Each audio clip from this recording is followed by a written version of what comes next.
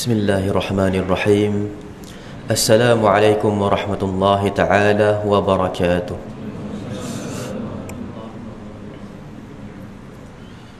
Alhamdulillahi rabbil alamin. Wabihi nasta'in ala umuri dunya wad din. Wa la hawla wa la quwwata illa billahil aliyyil azim. Subhanaka la nuhsi thana'an 'alaika kama athnayta 'ala nafsik.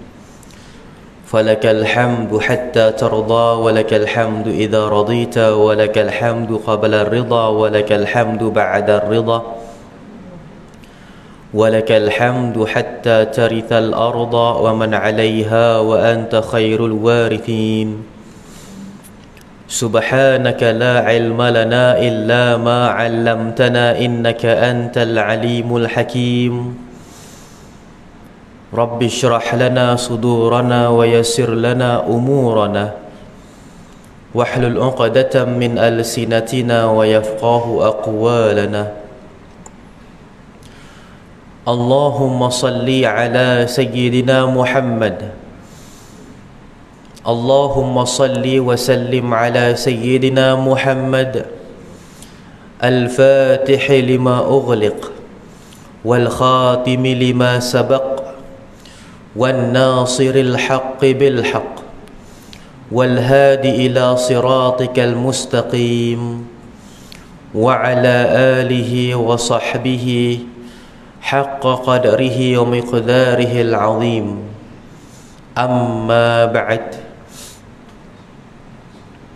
Yang dimuliakan Tuan Pengerusi Surau, tuan-tuan imam, tuan-tuan muadzin, barisan ahli jawatan kuasa, semua yang telah menjayakan segala aktiviti, program-program pengajian yang dianjurkan di bawah anjuran Surau An-Nur ini.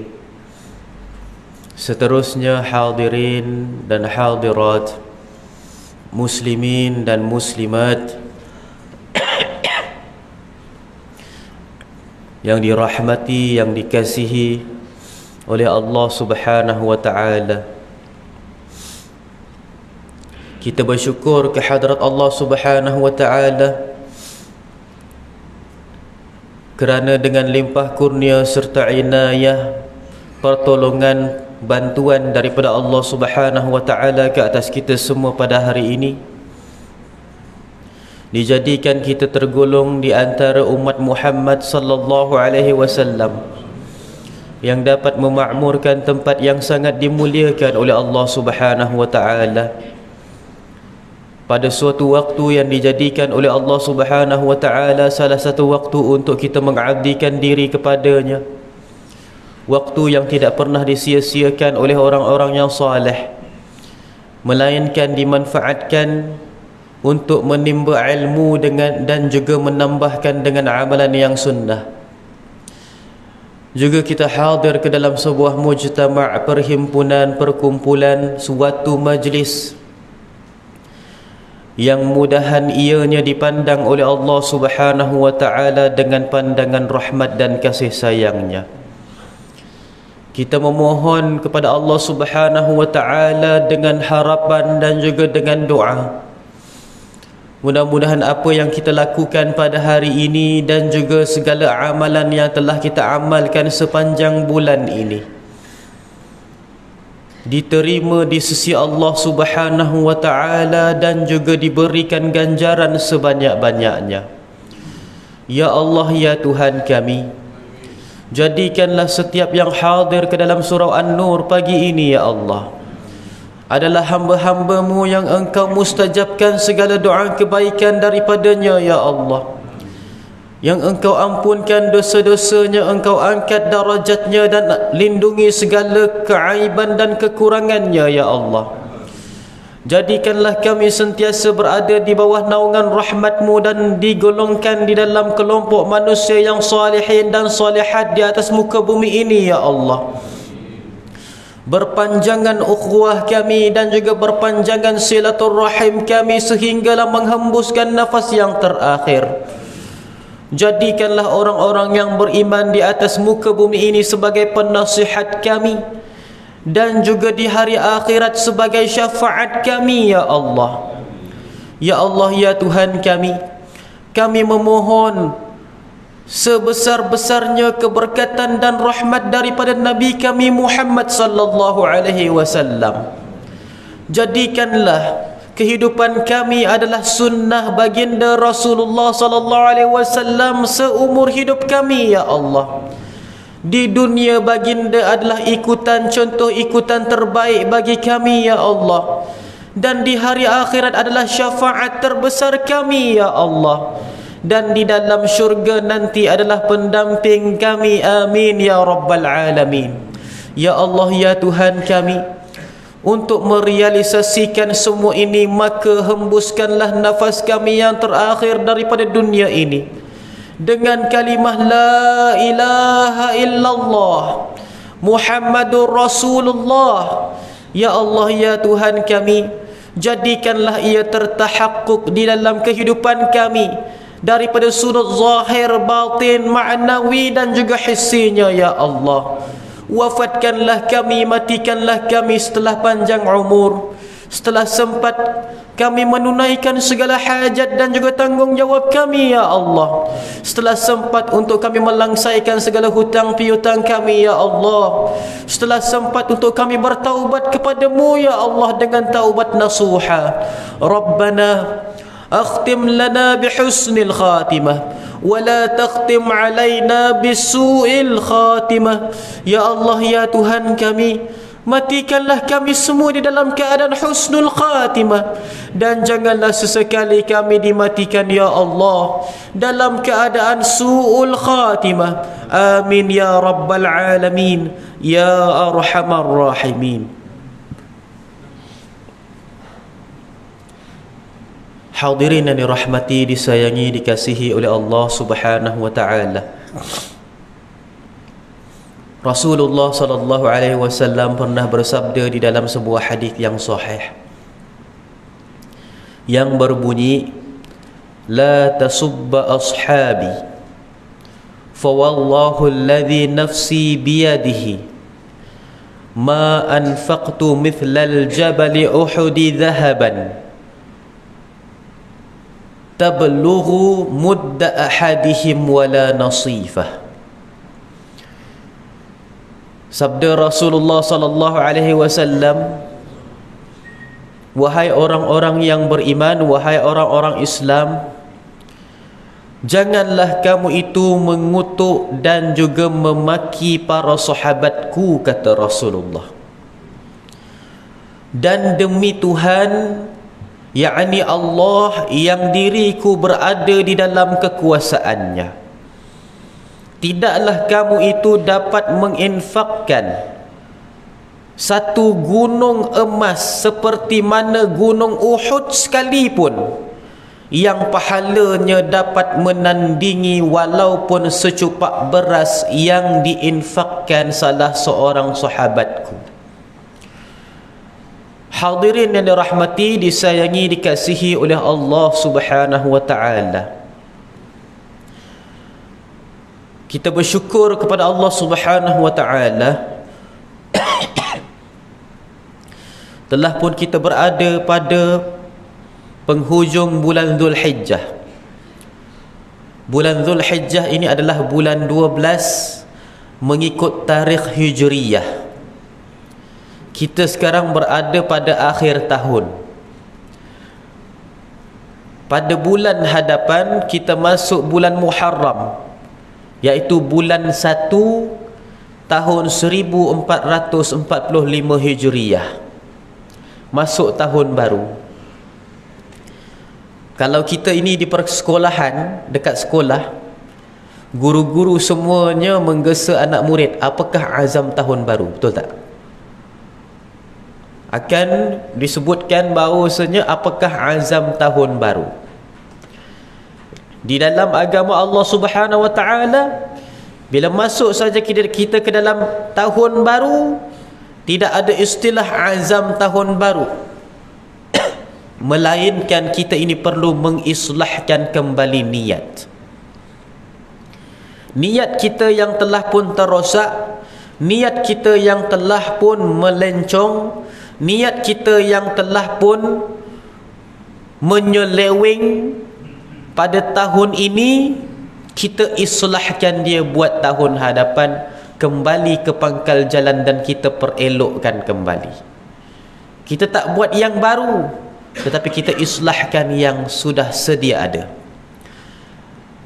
Hadirin yang dirahmati, disayangi, dikasihi oleh Allah Subhanahu wa taala. Apabila masuk saja kita ke dalam tahun baru nanti, maka kita dikenangkan dengan suatu peristiwa, iaitu hijrah Rasulullah sallallahu alaihi wasallam. Dan yang ikut baginda Rasulullah sallallahu alaihi wasallam berhijrah ke kota Madinah seramai lebih kurang 80 orang para sahabat, yang pelbagai bentuk sifat mereka. Ada yang jenis pemarah, ada yang lemah lembut, ada yang kurang ilmu, ada yang tinggi ilmu. Pelbagai bentuk dan juga pelbagai sifat para sahabat yang ikut Rasulullah sallallahu alaihi wasallam. Termasuklah yang hijrahnya sebenarnya untuk menikahi seorang wanita. Sebab itulah ada suatu hadis, kata Rasulullah sallallahu alaihi wasallam, innamal a'malu binniyah wa innama likulli imri'in ma nawa, faman kanat hijratuhu ila Allah wa rasulih fahijratuhu ila Allah wa rasulih, faman kanat hijratuhu lidunya awin imra'atin yankihuha fahijratuhu ila ma hajara ilaih. Sesungguhnya setiap daripada amalan itu bersertakan niat, dan tidaklah seseorang itu melakukan amalan melainkan amalan itu menggambarkan niat.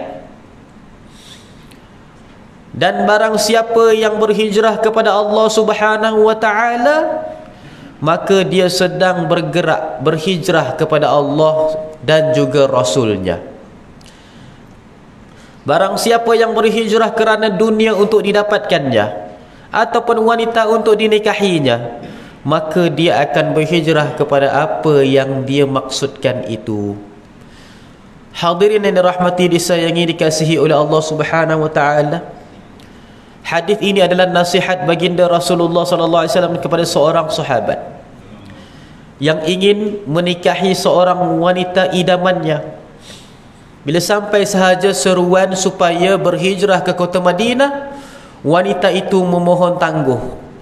Katanya, wahai kekasihku, apa kata kita ini tangguh dulu kita punya perkahwinan sehinggalah setelah hijrah. Kalau kamu berhijrah ikut kami pergi ke kota Madinah, maka kita bernikah di kota Madinah. Kalau kamu tidak berhijrah bersama dengan Rasulullah sallallahu alaihi wasallam ke kota Madinah, maka tak dapatlah kita ini bernikah. Maka menjadi titik tolak, bernikah ke tak nikah ke, kerana disebabkan hijrah. Menjadi titik tolak. Kalau hijrah boleh bernikah, kalau tak hijrah tak boleh bernikah. Maka dia punya poin dia pada hijrah tu. Datang pada Rasulullah sallallahu alaihi wasallam memohon nasihat, wahai Rasulullah, bolehkah aku ini berhijrah? Langsung Nabi Muhammad sallallahu alaihi wasallam memberitahu, innamal a'malu binniyah, sesungguhnya setiap amalan itu adalah bersertakan dengan niat. Kalau maksudnya kalau jahat niat, maka jahatlah perkara yang akan dibuat, walaupun dia punya luarannya adalah ibadah. Hadirin yang dirahmati, disayangi, dikasihi oleh Allah Subhanahu wa taala. Alhamdulillah, ustaz baru seminggu balik daripada menunaikan haji 40 hari dekat tanah suci.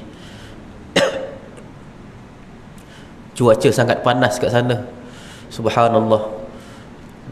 Dekat Arafah pada waktu tengah hari cuaca mencecah 48 darjah Celsius. Lepas azan zuhur lebih kurang 10 minit. Dia tak lama, sekejap je. Cuaca, suhu mencecah 54 darjah. Separuh suhu didih. Duduk dalam keadaan kepanasan. Wal'iyadu billah. Tambahan pula jamaah haji pada tahun ini agak ramai. Yang direkod sahaja 5 juta. Yang datang ikut jalan tikus pun ramai juga. Yang panjat pagar, yang merangkak bawah pun ada. Macam-macam. Ada yang buat DIY backpacker pun ada juga. Lebih-lebih lagi, kita punya saudara daripada negara yang tidak ada undang-undang, seperti mana Ghana, Utopia, Nigeria. Negara-negara ni dia perundangannya agak longgar sikit. Jadi mereka ni boleh pergi buat haji bila-bila masa ikut kemampuan. Kalau kita kan ikut kota, kita ni ikut undang-undang. Mereka boleh saja jalan kaki daripada negara dia orang. Kan? Jalan kaki duduk dekat kota Mekah, lebih kurang 10 hari, 20 hari. Sampai sahaja hari Arafah, mereka pun masuklah ke Arafah. Subhanallah.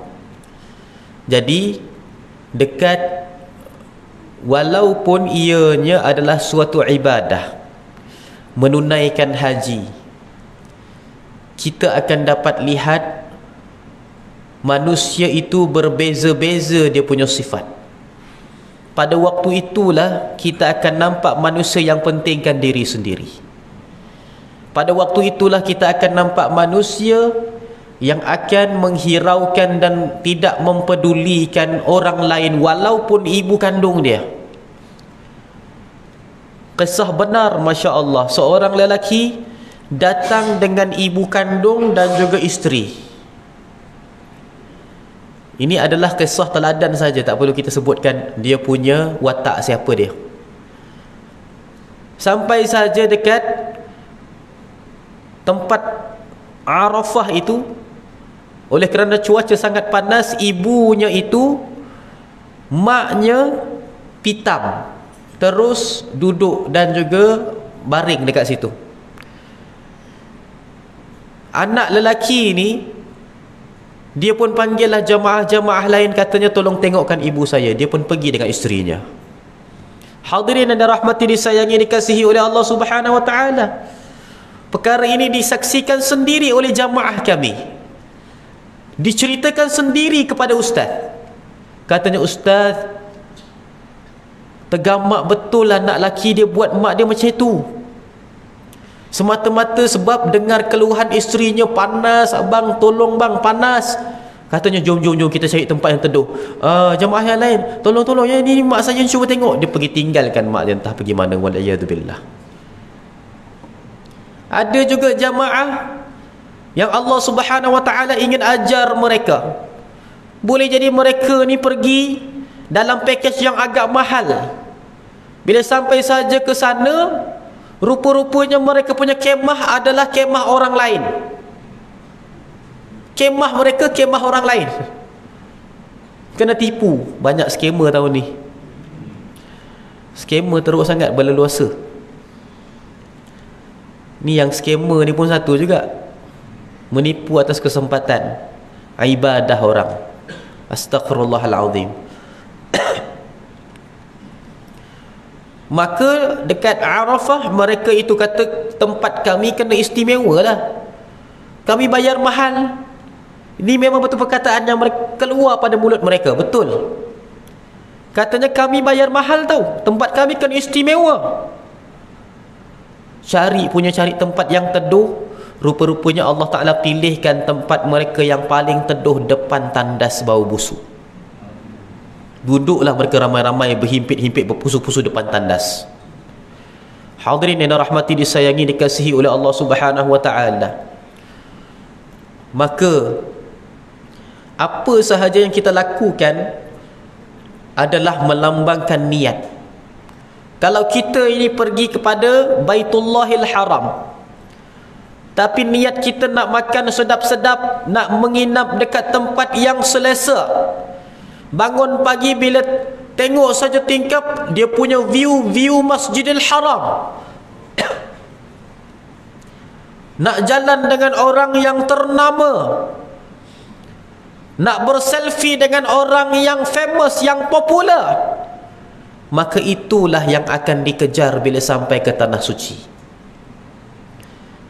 Masuk saja dalam Masjidil Haram, kalau kamu bukannya king, kamu bukannya Perdana Menteri, jangan harap keistimewaan. Bayarlah package mahal mana pun, 100,000 ke, 200,000 ke, 800,000 ke, 1 juta ke, selagi mana kamu bukan presiden, bukan Perdana Menteri, bukan sultan, bukan agung, jangan harap kamu ada keistimewaan.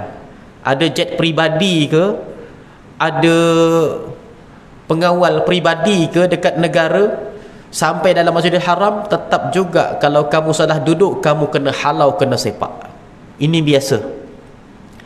Jangan langsung harapkan keistimewaan bila sampai ke tanah suci, kerana Allah Subhanahu wa ta'ala ingin membersihkan hati kita sebersih-bersihnya daripada kerak-kerak dunia.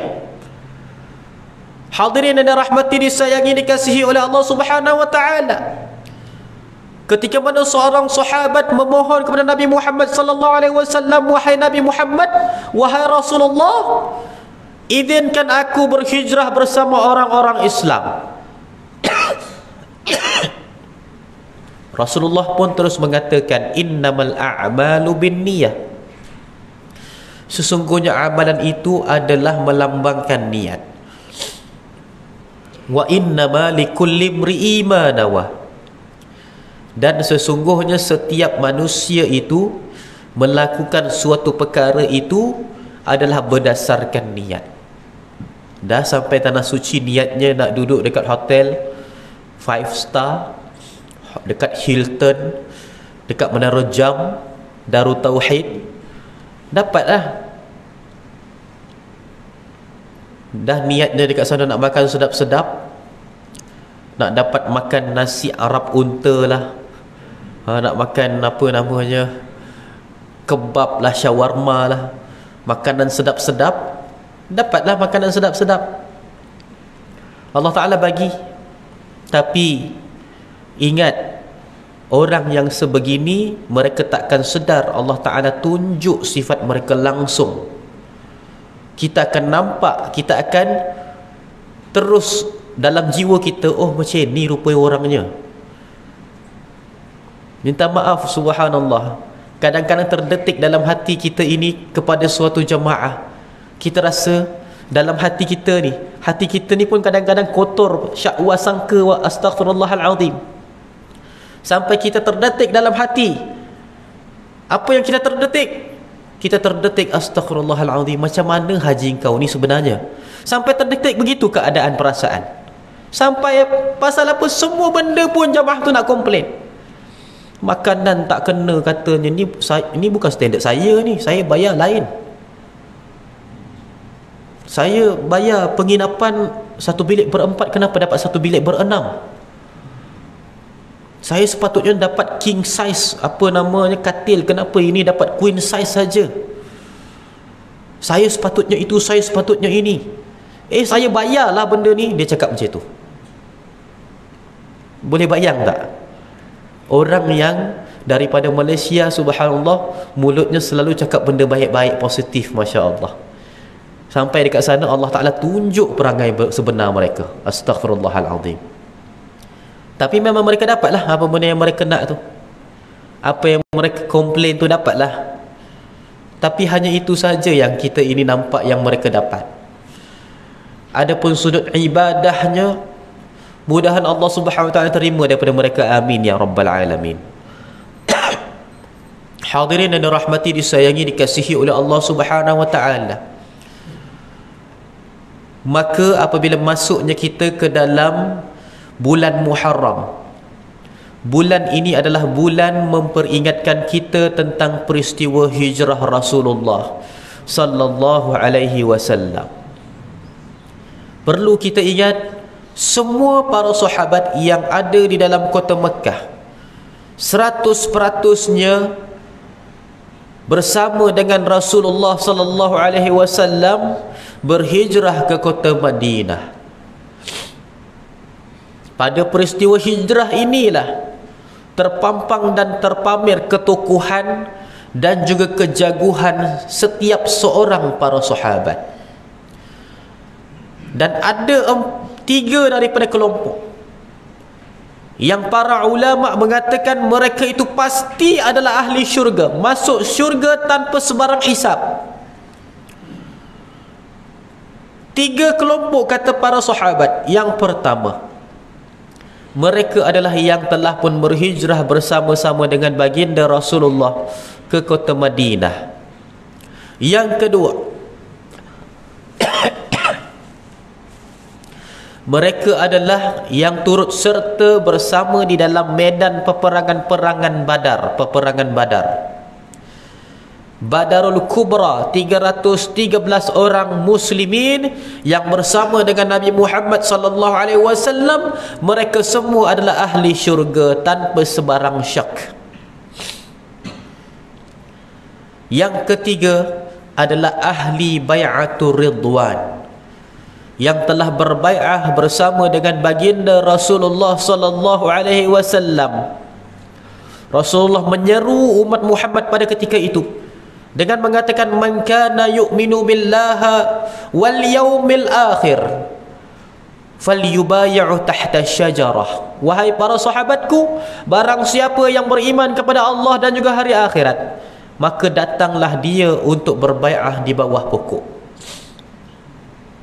Kelompok umat Muhammad lebih ramai pada waktu itu berbanding dengan peperangan Badar.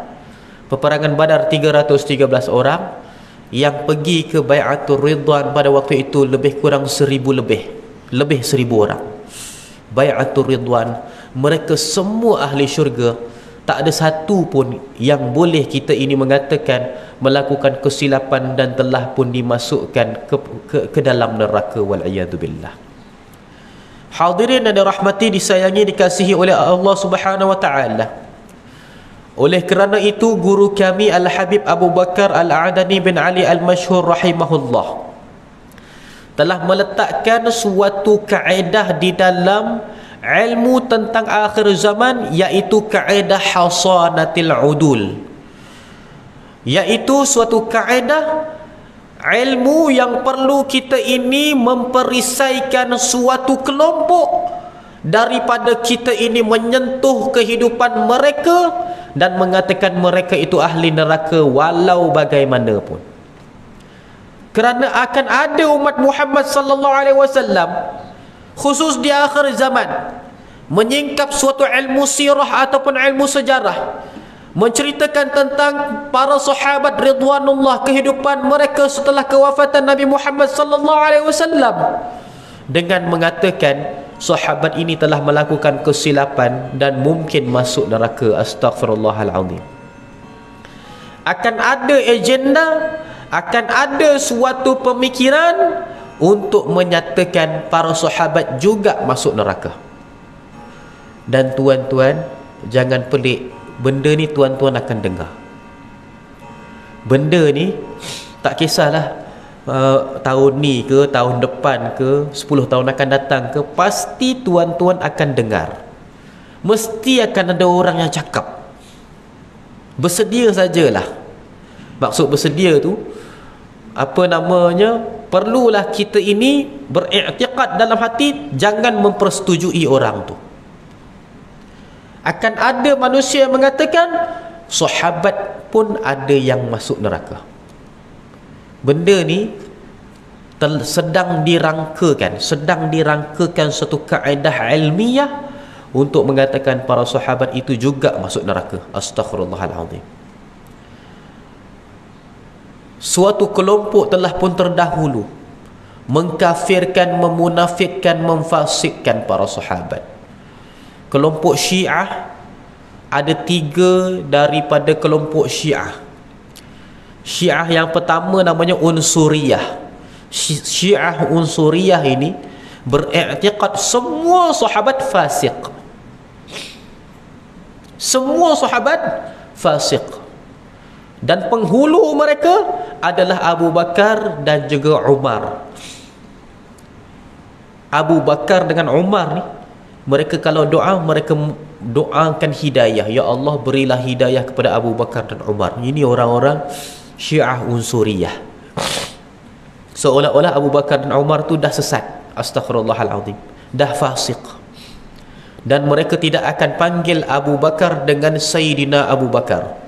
Mereka tidak akan mensayyidkan Sayyidina Abu Bakar. Sebab apa? Sayyid ini maksudnya gelaran tuan yang besar, yang tinggi. Kita sunnah wal jamaah, kita panggil Sayyidina Abu Bakar, Sayyidina Umar, Sayyidina Ali. Tapi mereka puak-puak Syiah Unsuriyah, mereka panggil Umar Ali. Panggilan mereka panggilan yang biadab. Tapi mereka masih Islam kerana mereka tidak beriktikad bahawa sahabat itu adalah kafir. Ada kelompok Syiah yang kedua pula. Kelompok Syiah yang kedua ini, dia adalah Syiah Rafidah. Syiah Rafidah ini Syiah yang beriktikad bahawasanya semua para sahabat itu munafik. Teruk lagi banding yang pertama. Bagi mereka sahabat ini semuanya kafir, tapi berlakunya di Islam. Konon-konon masuk Islam bagi mereka. Terutama sekali Sayyidatuna Aisyah. Bagi dia Aisyah itu adalah punca kepada semua para sahabat menjadi munafik bagi mereka, wal iyadu billah. Dan mereka itu meletakkan perasaan dan i'tiqad mereka pada tempat sedemikian disebabkan peristiwa sirah. Apakah dia? Ketika mana Rasulullah SAW sedang terlantar kesakitan. Rasulullah SAW sakaratul maut. Apabila sampai saja waktu zuhur dengan waktu asar, Rasulullah SAW menyelak tirai yang ada pada tingkap rumah baginda sallallahu alaihi wasallam. Rasulullah lihat kepada para sahabat dan para sahabat pun terganggu di dalam solatnya. Pasal apa? Merasakan Rasulullah telah pun sihat, masya-Allah. Lalu mereka pun diberitahu oleh Sayyidatuna Aisyah. Inilah yang orang kata, orang Syiah kata ni Aisyah punya punca. Aisyah kata, wahai para sahabat, pergilah kamu kerjalah kamu dengan pekerjaan kamu, pergilah kamu kepada pekerjaan masing-masing, jangan risaukan Rasulullah, dia sihat. Lalu para sahabat pun semuanya pergilah bekerja, kecuali Ahlul Bait, di antaranya Abdullah bin Abbas dan di antaranya adalah Sayyidina Ali. Tunggu baginda sallallahu alaihi wasallam di dalam rumah. Pada waktu itulah Rasulullah SAW menghembuskan nafas yang terakhir pada keesokan harinya. Ketika mana para sahabat semuanya hikmah daripada Allah Subhanahu wa taala terleka dengan kerja masing-masing. Sebab itulah para sahabat benci betul dengan sebab itulah puak Syiah, mereka ni benci betul dengan Sayyidatuna Aisyah. Lihat, ini peristiwa sirah yang boleh dijadikan pegangan oleh puak-puak yang biadab ini untuk mengatakan bahawasanya para sahabat semuanya munafik. Kalau mereka bukan munafik, kata mereka, nescaya sahabat itu tak akan bekerja, dia akan duduk bersama dengan Nabi Muhammad SAW sehinggalah ke penghembusan nafas yang terakhir. Tapi ini adalah andaian puak Syiah yang sesat. Rafidah adalah puak Syiah yang sesat. Mereka bukan lagi Islam. Kerana apa? Kata Rasulullah, la tasubba ashabi, jangan kamu kutuk para sahabatku. Mereka ni bukan sahaja mengutuk, malahan beriktikad para sahabat itu adalah ahli neraka, wal iyadu billah. Hadirin dan rahmati, disayangi, dikasihi oleh Allah Subhanahu wa taala. Ada kelompok Syiah satu lagi, namanya Syiah Aliyah. Tuan-tuan pernah makan buah kurma ajwa tak? Ajwa dia ada dua. Yang pertama ajwa biasa, yang kedua ajwa aliyah. Aliyah ni maksudnya yang tinggi level, yang sedapnya. Jadi buat Syiah, dia ada Syiah Rafidah, ada Syiah aliyah, Syiah yang tinggi, yang hardcore punya orang Melayu kata. Syiah yang hardcore ni, Syiah yang tinggi level ni, mereka bukan sahaja kafir, malah mereka kafir harbi. Bagi mereka darah orang-orang yang sokong para sahabat ridwanullah, darah mereka halal. Puak-puak Syiah yang aliyah ini, yang melampau ini, beriktikad barang siapa yang membenarkan keimanan bagi sahabat, mereka halal darah. Dan Syiah ini adalah kafir harbi, sama macam Yahudi dan Nasrani. Wal'iyadu billah. Kena ingat, bila orang cakap Yahudi dan Nasrani, yang dimaksudkan adalah apa yang dimaksudkan oleh Allah dalam Al-Quran.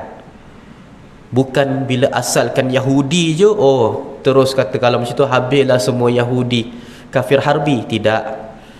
Tapi Yahudi dan Nasrani berkesesuaian dengan apa yang dimaksudkan oleh Allah dalam Al-Quran. Walan tarda ankal yahudu walan nasara. Tidaklah redha sesekali kepada kamu wahai Muhammad orang-orang Yahudi dan juga Nasrani. Yahudi dan Nasrani yang tak redhakan Nabi Muhammad, inilah yang kita sebutkan kafir harbi. Kafir yang boleh diperangi. Darah mereka itu tidak dikenakan apa-apa had ataupun apa-apa hukuman kalau kita ini tumpahkan darah mereka. Tak kena hudud, terlepas daripada hudud kalau kita bunuh mereka. Pasal apa? Darah manusia ada hak. Manusia punya darah ada hak, siapa pun dia, walaupun kafir, siapa pun dia, darah manusia ada hak. Tetapi kalau sampai manusia tu kafir harbi, darahnya itu dia punya hak tercabut.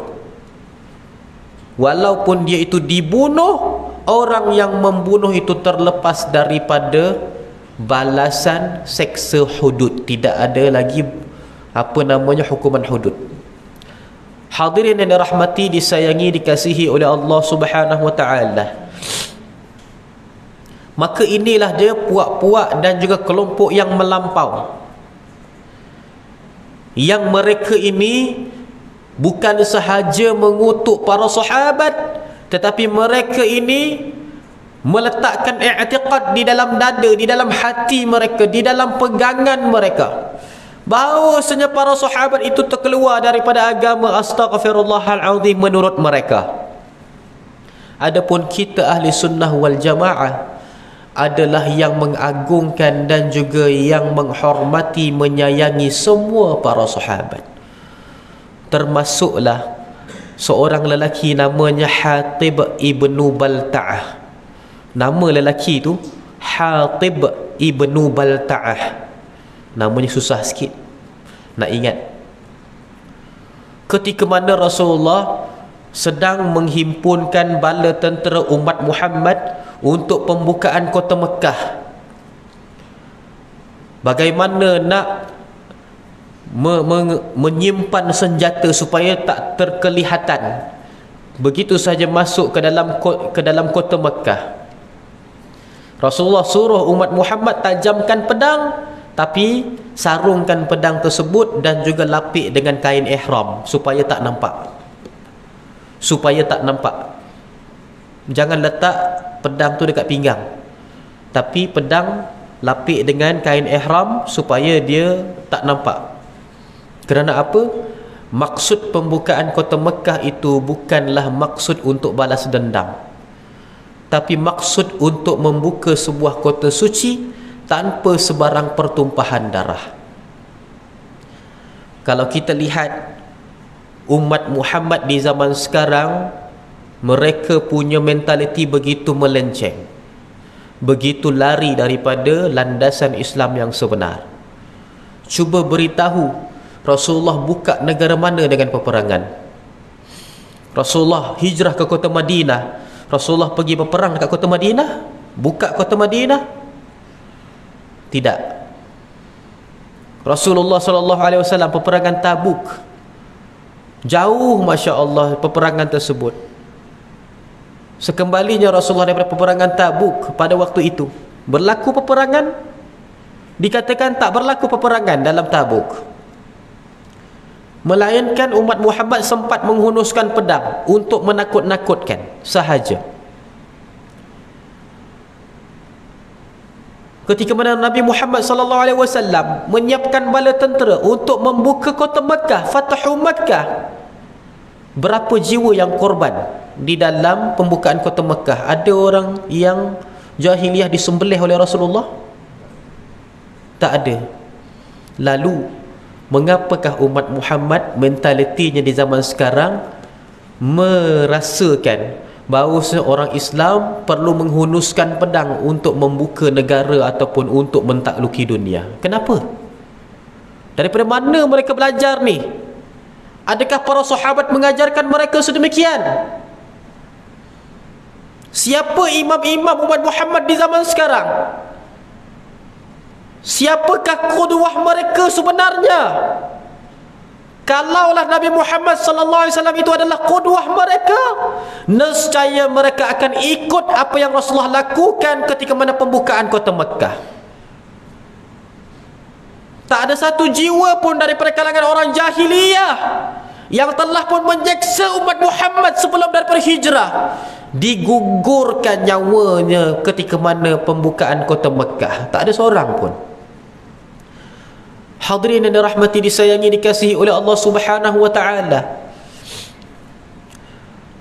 ketika mana pembukaan kota Mekah, sebelum daripada berlakunya pergerakan umat Muhammad menuju ke kota Mekah pada ketika itu, terdapat seorang lelaki namanya Hatib ibnu Balta'ah.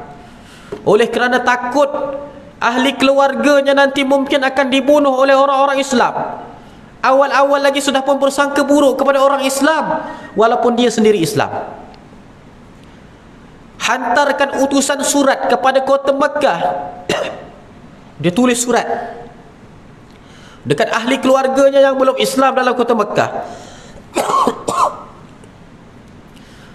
Orang lain daripada para sahabat, bila masuk saja Islam, mereka ibarat putus hubungan dengan keluarganya.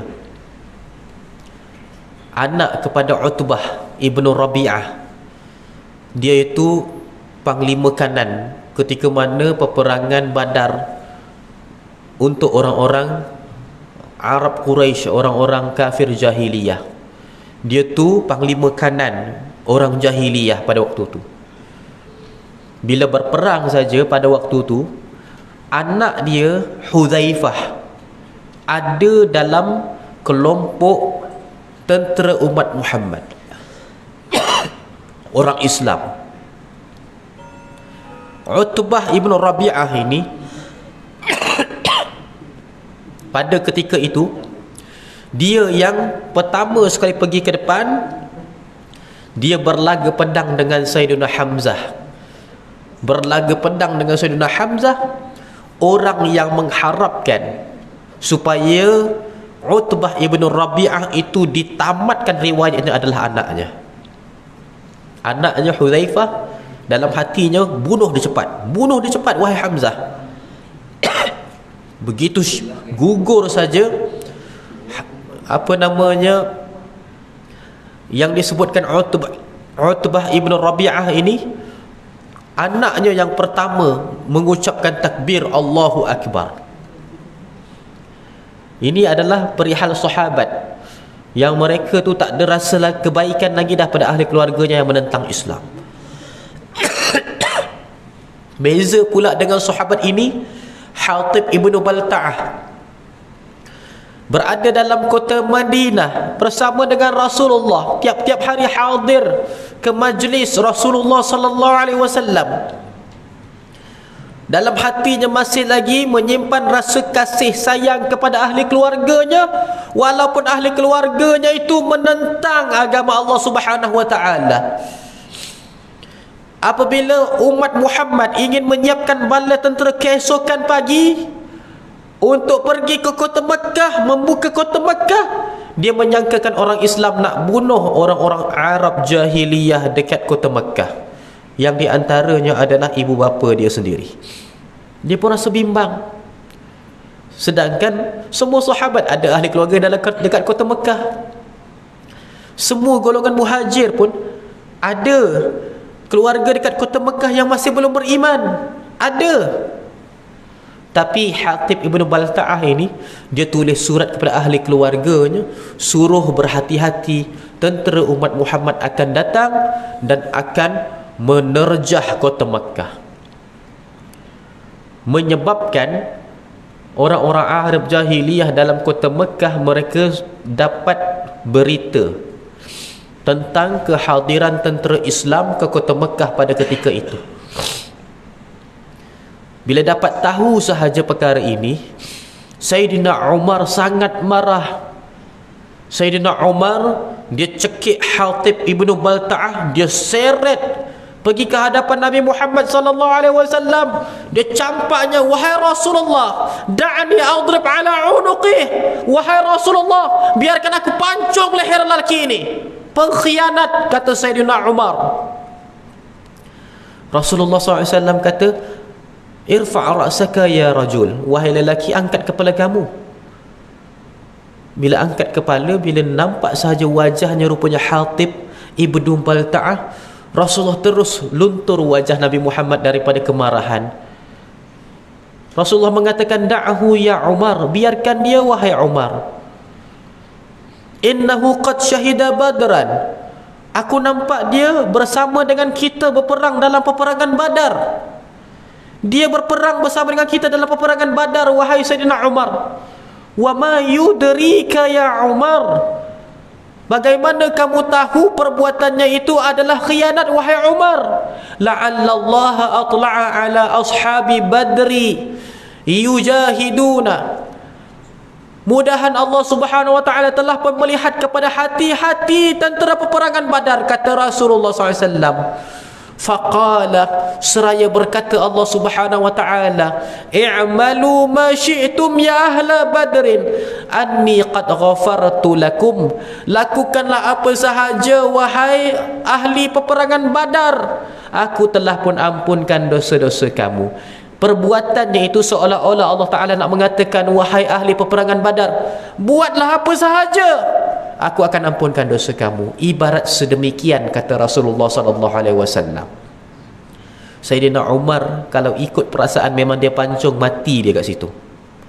Tetapi Rasulullah bila lihat wajahnya, Rasulullah kenal.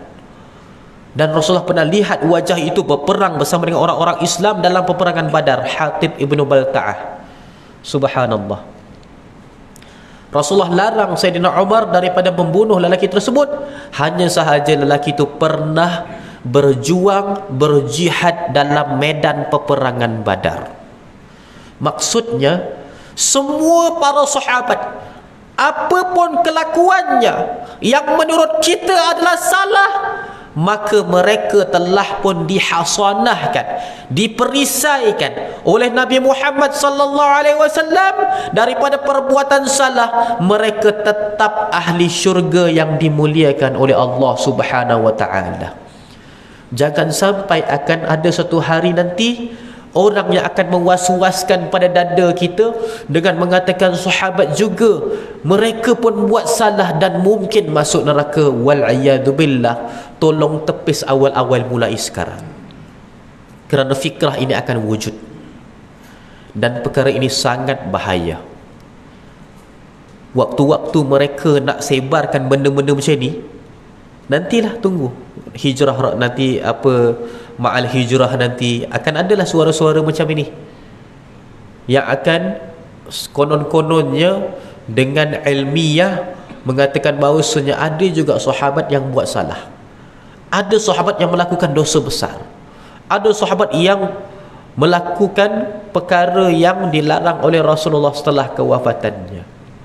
Rasulullah SAW pernah bersabda dalam sebuah hadis, taqatalu unasun min ashabi min ba'di fayudkhiluhumullahu aljannata bisuhbatihim iyaya.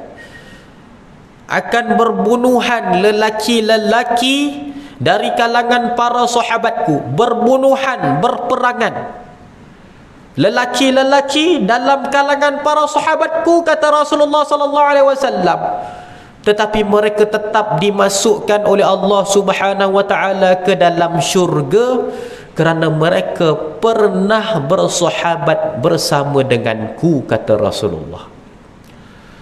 Thumma istanna alladhina min ba'dihim fayudkhiluhumun nar. Kemudian akan ada kelompok yang mengikuti jejak langkah lelaki-lelaki daripada kalangan para sahabat tersebut, berbunuh-bunuhan sesama sendiri, dan mereka itu akan dimasukkan oleh Allah ke dalam neraka kerana mereka bukan para sahabat. Sampai tara itu.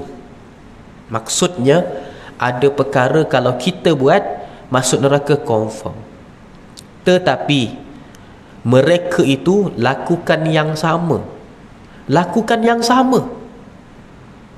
tetap diselamatkan oleh Allah Subhanahu wa taala daripada api neraka, hanya sahaja mereka pernah bersahabat dengan Rasulullah. Apatah lagi dengan perkara yang remeh-remeh mereka lakukan. Para sahabat juga manusia dan mereka tidak maksum. Ini benar. Tetapi harus kita ini pelihara nama mereka, harumkan nama mereka, kerana mereka telah pun bersahabat dengan Nabi Muhammad sallallahu alaihi wasallam. Persahabatan mereka akan menjadi perisai kepada semua para sahabat, walaupun bertemu dengan Rasulullah hanyalah sesaat, hanyalah sedetik, walaupun dengan melihat bertentangan mata, walaupun hanya dengan mendengar suara, walaupun dengan seketika, menjadikan mereka ahli syurga selama-lamanya, walau apa pun yang berlaku ke atas mereka dan apa pun yang mereka lakukan setelah kewafatan Nabi Muhammad sallallahu alaihi wasallam. Wallahu a'lam. Kita berdoa mudahan Allah Subhanahu wa taala sentiasa menjaga hati kita daripada perkara-perkara yang melampau dan keterlaluan. Ya Allah, ya Tuhan kami, jagalah akidah kami, jagalah i'tiqad kami daripada yang terlarang ya Allah, dan peliharalah keimanan kami di atas landasan syariat Nabi Muhammad sallallahu alaihi wasallam yang telah diajarkan oleh tok-tok guru kami dan juga para ulama terdahulu ya Allah, yang telah pun diterapkan oleh para ulama kami dan juga guru-guru kami ya Allah. Jadikanlah kami orang-orang yang beriman dan juga yang bertakwa serta beramal saleh. Rabbana atina fid dunya hasanah wa fil akhirati hasanatan wa qina adzaban nar. Wa sallallahu ala sayyidina Muhammadin nabiyil ummi wa ala alihi wa sahbihi wa baraka wa sallam. Walhamdulillahi rabbil alamin. Minta maaf banyak-banyak sekiranya ada salah kata, tutur bicara, terkasar bahasa, ada tersinggung mana-mana pihak berada di dalam surau An-Nur ini. Akhir kalam aqulu qawli hadza li wa lakum wa billahi taufiq. Assalamualaikum warahmatullahi taala wabarakatuh.